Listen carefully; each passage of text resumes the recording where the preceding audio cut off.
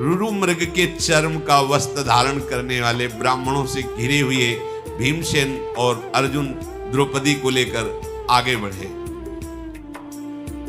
द्रौपदी जी को अपार सुख मिल रहा था, जान नहीं पा रही थी कि मुझे ये सुख कैसे प्राप्त हो रहा है। हृदय बड़ा उल्लसित था।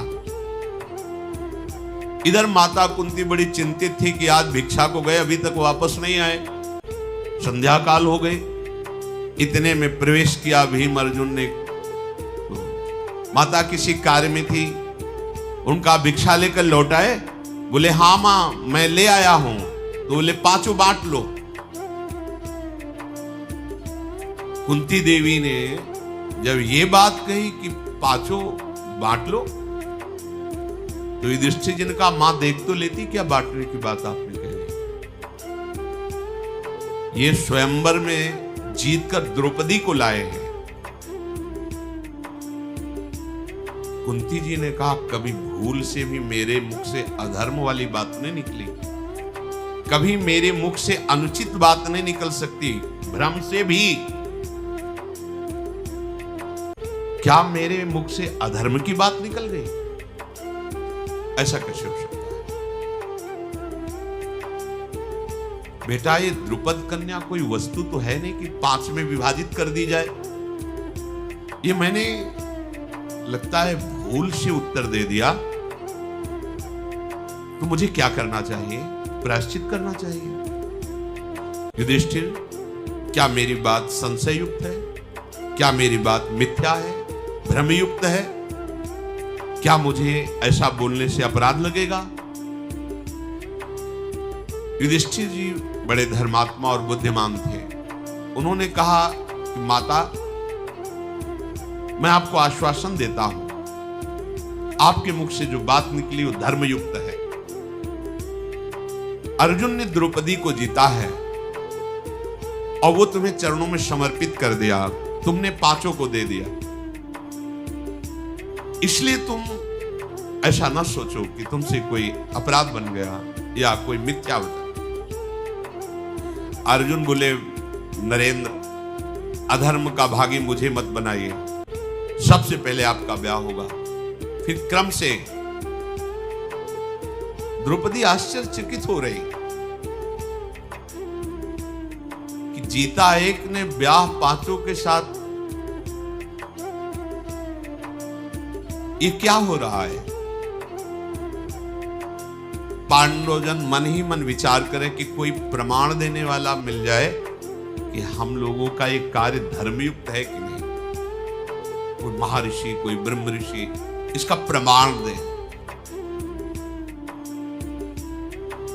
ऐसा सोच ही रहे थे कि भगवान श्री कृष्णचंद्र जो और बलराम जो वहां गुप्त रूप से पधारे कुमार के घर में। अजातशत्रु महाराज युधिष्ठिर जी ही दृष्टि पड़ी, वसुदेव नंदन श्री कृष्ण तुरंत खड़े हो गए। प्रभु नजदीक गए और कहा मैं श्री कृष्ण आपको प्रणाम करता हूं। और युधिष्ठिर जी के चरण छुए, क्योंकि बुआ के बड़े लड़के। भीम को हृदय से लगाया। बलराम जी ने भी युधिष्ठिर जी को प्रणाम किया। कुंती जी के चरणों में माथा नवाया। श्री कृष्ण और बलराम ने, वसुदेव जी की बहन है कुंती, और कहा मैं गुप्त रूप से यहां इस घर में आया हूं,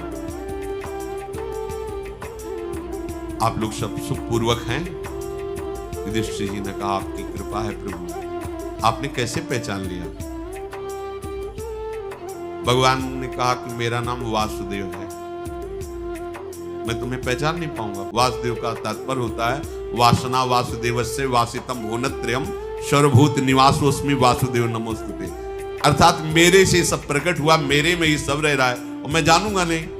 भगवान ने इतना कहा कि तुम ये जानो कि मेरा नाम वासुदेव है, और हंस दिया। ऐसा कौन अद्भुत कर्मा है जिसको मैं जानता ना हूं? सौभाग्य की बात है कि आप अग्निकांड से जीवित बच गए और द्रौपदी को भी प्राप्त किया। मेरे हृदय की भावना जो आपके प्रति है वो आपका सदैव रक्षा और कल्याण करती रहेगी। आप लोगों को कोई जान न पावे और हमें कोई ये न जाने कि आप हमारे हो, इसलिए मुझे गुप्त रूप से यहां से चल देना ही उचित लगता है। भीमसेन और अर्जुन कुम्हार के घर में जब द्रौपदी जी को लेके गए थे, तो धृष्टद्युम्न जो द्रौपदी के भाई थे, द्रुपद ने कहा था ये कौन से ब्राह्मण हैं, कहां से आए हुए हैं, हमें कुछ पता नहीं, तुम और तुम्हारे गुप्तचर तुरंत इनके पीछे लगो और हमें कुछ ही घंटे में सूचना दो, ये कौन है, कहां से आए हैं, ऐसी वीरता इनको कैसे प्राप्त हुई, मुझे नहीं लगता कि ब्राह्मण है। गुप्तचरों के साथ धृष्टद्युम्न पीछे लग गए थे। चारों तरफ उनके गुप्तचर कुम्हार के घर में आसपास नकुल, सहदेव, युधिष्ठिर जी, अर्जुन जी, भीम जी कुंती के पास बैठ करके जो भिक्षा मांग करके लाई गई थी उसका विभाजन करने का इंतजार कर रहे थे। कुंती जी ने द्रौपदी जी से कहा आज तुम विभाजित करो,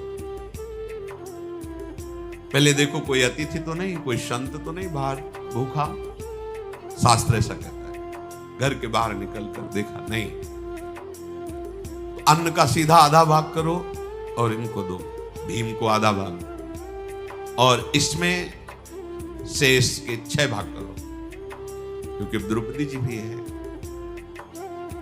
4 पांडव, 5वीं कुंती जी, 6वीं द्रौपदी, भीम को आधा भाग। जब सब आ रहे थे उसके बाद द्रौपदी जी ने बचा हुआ जो शेष भाग था उसे पाया। फिर जब सब प्रसाद पा चुके बैठ करके बातें शुरू हुई, यही सुनने के लिए गुप्तचर और धृष्टद्युम्न उनके भाई वो वीर गाथाएं अपने पिता पांडु महाराज की और भी बातें, सब राजधर्म से युक्त बातें कर रहे थे। धृष्टद्युम्न ने देखकर थोड़ा दुखी तो हुए कि इतने महान महल में पलने वाली इन मृगचर मोड़ने वालों के पास मांगी हुई भिक्षा का 6वांश पाकर द्रौपदी जी प्रसन्न मुद्रा में, किसी भी तरह का उनको असंतुष्टता नहीं और सबके चरणों के समीप ऐसे ही बिना बिछाए लेटी, क्योंकि वो सब अपने मृगचर में ही लेटे हैं ऐसे ही, और वो राजकुमारी होते हुए एक बार भी प्रश्न नहीं किया कि मैं तो राजमहलों में रहने वाली, मेरे लिए ऐसी अव्यवस्था कैसी, पातिव्रत धर्म को जानने वाली थी। धृष्टद्युम्न तुरंत जाकर के द्रुपद को सूचना दी, महाराज हमारे गुप्तचरों द्वारा और हमारे द्वारा जो परीक्षण हुआ उस 100% वो ब्राह्मण नहीं है।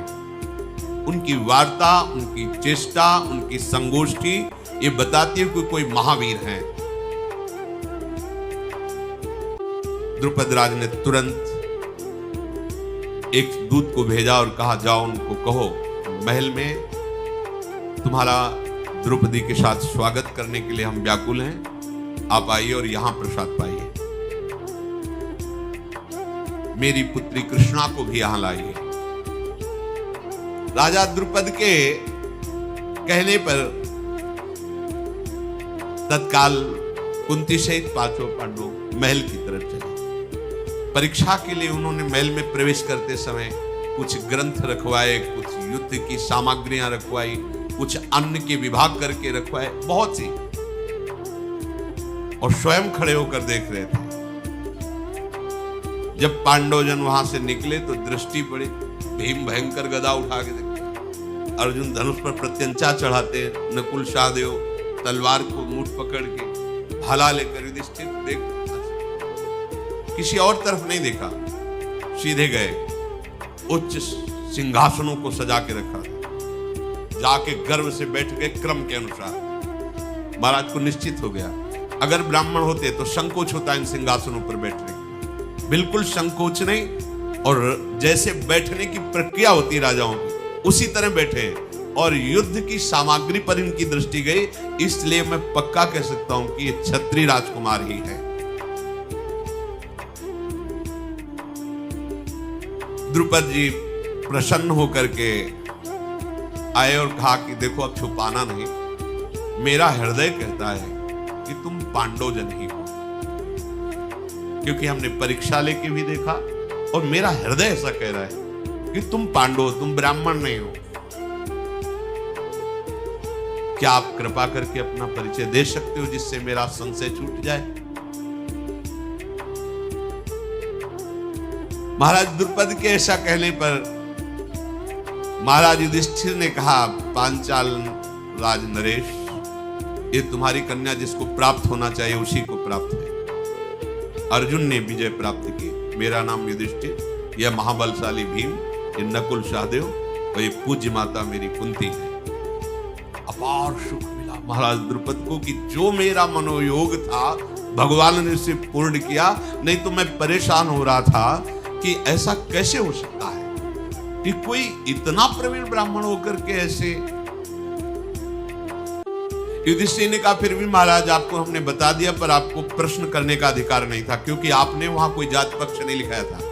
आपने केवल लक्ष्य वेद शर्त रखी थी, वैसे आपका पूछने का अधिकार नहीं था, क्योंकि लक्ष्य वेद करके ही द्रौपदी को प्राप्त किया। कोई आपसे दान नहीं लिया, आपसे प्रार्थना नहीं की, पर आपने प्रेम पूर्वक पूछा, इसलिए उत्तर दे दिया। तदनंतर महातेजस्वी पांडु कुमारों को सुंदर भोजन पवाया गया। युधिष्ठिर जी ने कहा कि आगे की अब बात आप क्या सोचे हुए द्रुपद जी से।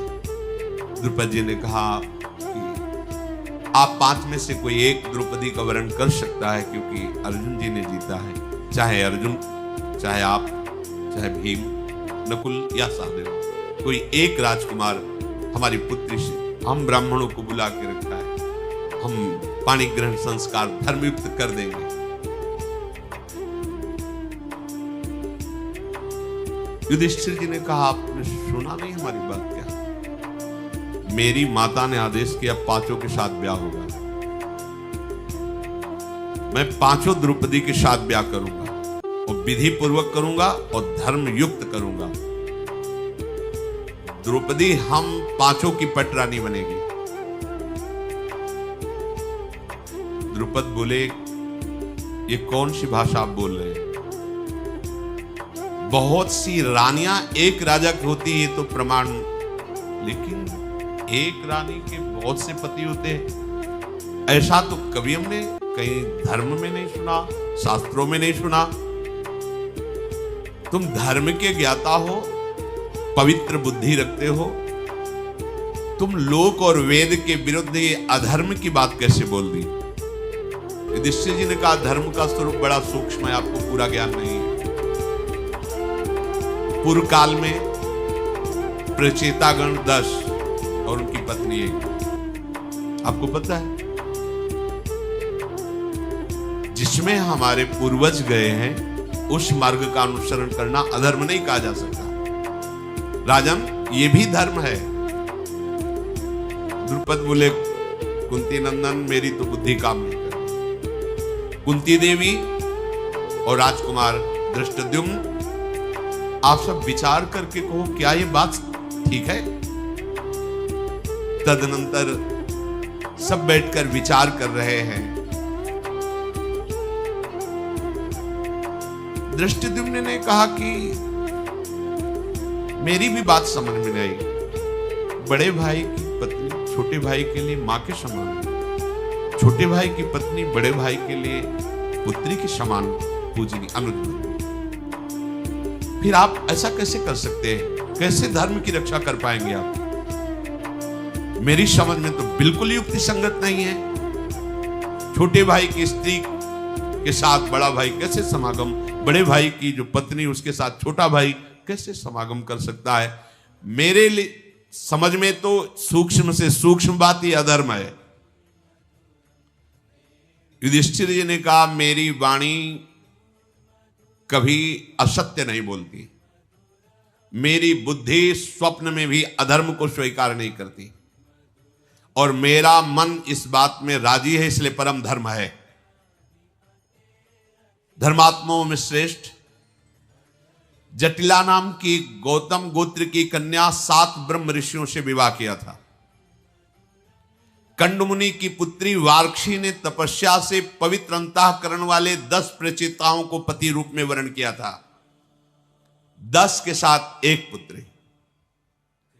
तो धर्मज्ञ गुरुजनों के द्वारा बताया गया धर्म संज्ञक मार्ग ये भी है, इसमें कोई दोष नहीं। सब गुरुओं में श्रेष्ठ मेरी माता कुंती मेरी प्रथम गुरु हैं, और वो महान भक्त भी हैं। उन्होंने आदेश किया पांचों बांट करके बराबर, अब यही धर्म हमारे लिए है। हमारी माता का कहा हुआ वचन कभी मिथ्या नहीं हो सकता।